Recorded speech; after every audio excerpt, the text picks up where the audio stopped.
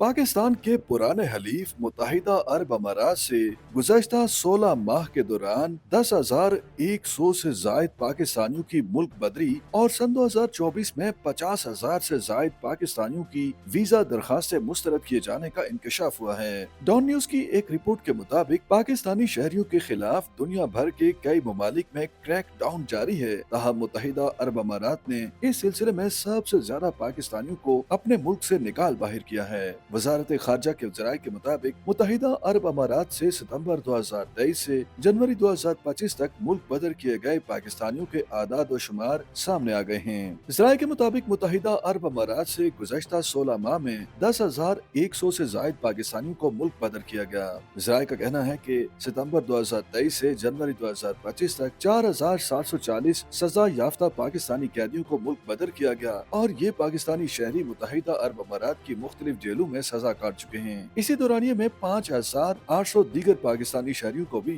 मुख्तलिफ जराइम की बुनियाद पर मुत्तहिदा अरब अमारात से मुल्क बदर किया गया। जराए वजारत खारजा का कहना है कि मुत्तहिदा अरब अमारात ने साल 2024 में 50,000 से जायद पाकिस्तानी शहरियों की वीजा दरखास्तें मुस्तरद की।